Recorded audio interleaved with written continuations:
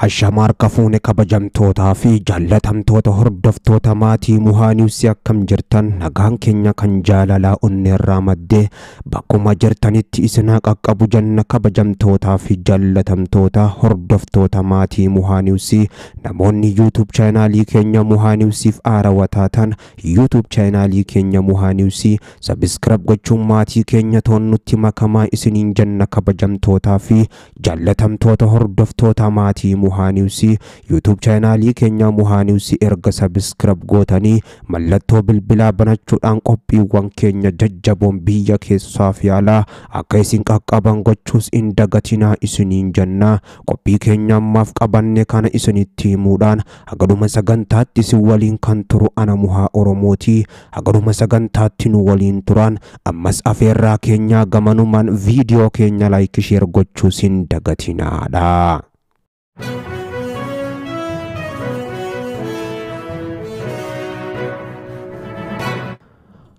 Atileetiin Itoophiyaa Taamiraat Tolaadhaa fiigicha maaraatoonii Olompikii Paaris riikardii dorgommichaa cabsuun injifatee Taamiraat Tolaa dorgommii kana gara jalqabaa kee dursuudhaan hanga dhumaatti saffisa isaa eega xumuranii riikardii cabsee jira.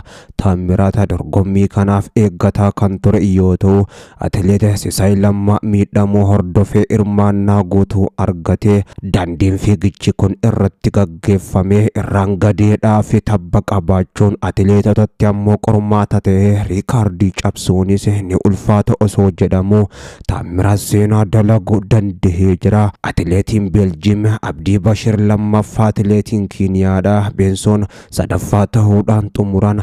Atileetii Dheeressaa Galataa shanaffaa ta'uudhaan xumure. Injifannoon Taamiraat Itoophiyaadhaaf hiika addaa kan qabu yoo ta'u Itoophiyaan olaantummaa dorgommii kanaan Keeniyaan dhiyeenya ammoo qabachaa turte xumura kan godheedha. Injifannoo warqee maaraatoonii Olompikii waggoota 24 booda Itoophiyaatti deebi'e. Yeroo dhumaatiif warqeen Olompikii maaraatoonii Itoophiyaan kan injifatte bara 2000 Gazaheeny Abbeeraatiin ture. Atileetiin ganna 42 Qananiisaa Baqqalaa 39ffaa ta'uudhaan yoo xumuru morkotaasaa jabaa kan ta'e atileetiin Keeniyaadha.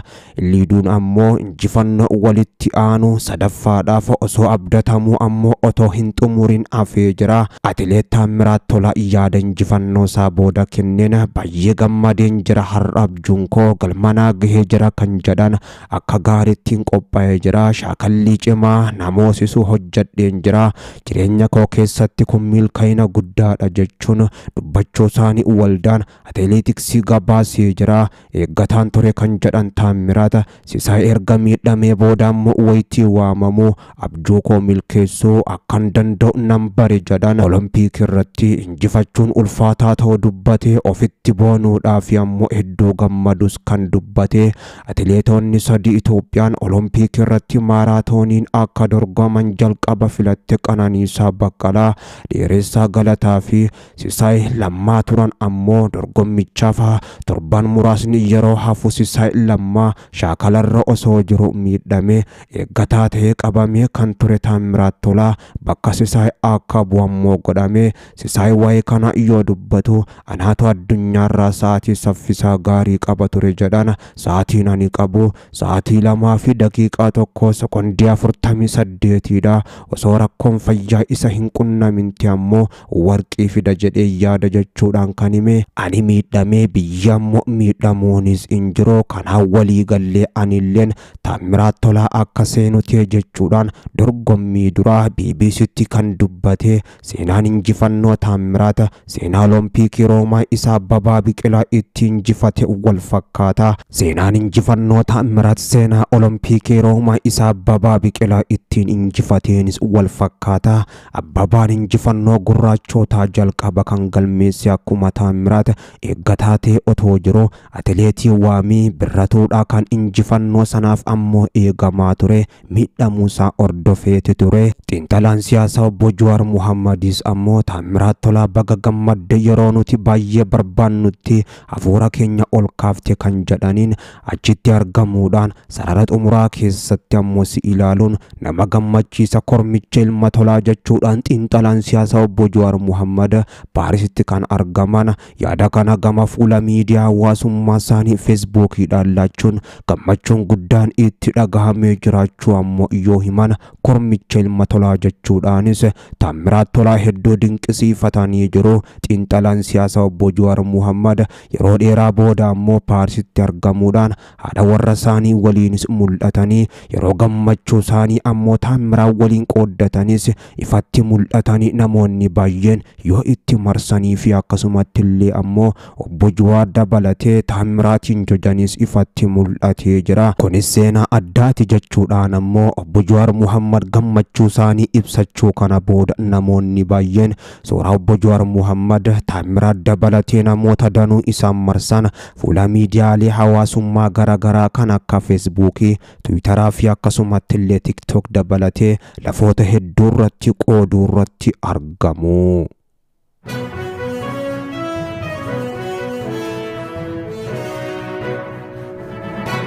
Waraanni bilisummaa Oromoo WBOn godina Qeellam Wallaggaa aanaa Gaa'oo Qeebbee Yamaalogii Walalaa Anfilloo fi Arsii Bahaa aanaa Siree keessatti lola jabaa guyyaa har'aan tana gaggeesseen injifannoo guddoo gonfachuun humnoota mootummaa danuu isaanii barbadeessuu beeksisee jira.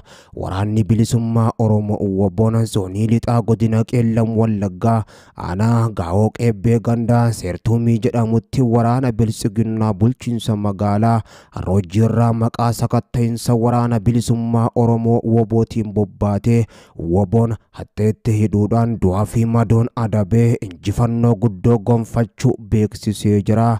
Lola kanaanis qawwee keemmii hedduu dugda diinaarraa hiikuudhaan mooraa qabsoo bilisummaa Oromootiif galii godhee jiraachuu kan beeksise WBOn waraanni bilisummaa Oromoo WBOn lolicheettuma fufuudhaan dabalataan aanaa Yamaalogii Walalaa ganda Daallee Saasaatti osoo konkolaataadhaan reeshiina fe'anii deemanii Dambidoolloorraa gara Garjaadeetti imalaa jiranii tarkaanfii laaleessaa irratti fudhatee WBOn raayyaa ittisa biyyattii du'aa fi madoon adabee jiraachuu kan himes oraalii lama guutumatti irraa barbadeessuus himee jira. Akkasumas WBOn aanaa Anfilloo gandaa Geellaa bakka addaa Geewaree jedhamtuttis tarkaanfii laaleessaa humna diinaa irratti fudhateen du'aa fi madoon adabeen jira kan jedhe waraanni bilisummaa Oromoo WBOn lola kanaan Anfilloo keessatti humnoota mootummaa hedduu isaanii iddoo irraa deebii hin qabnetti erguudhaan koloneelli tokkos madaa'uun himamee jira. Ajajaan dhibbaatis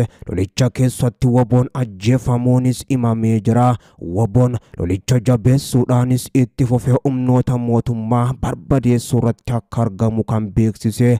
Akkasuma WBOn zoonii kibba bahaa godina Arsii Bahaa aanaa Siree keessattis Cibraan hambaa aanoleedha. Raayyaa ittisa biyyaa maqaa sakattaa waraana bilisummaa Oromoo WBOdhaan bobbaatee qe'ee uummataa gooluudhaaf bobbaate irratti tarkaanfii jabduu fudhateen olii fi gad meeshaalee gurguddoon ari'ee du'aa fi madoon adabee gara magaalaa irraa dhuftee dooniitti deebisee jiraachuus WBOn beeksisee jira. WBO fi mootummaan lola jabeessanii guutuu Oromiyaa keessatti gaggeessuu akkuma itti fufanitti jiru. Erga dhiyeenya ministeerri muummee Abiyyi Ahmad Abaa Shanee waliin mariitti jirra jedhanii ajajaa WBO Jaalmarroon ammoo WBOn qaama tokko waliin mariitti hin jirru mariif qophiidha.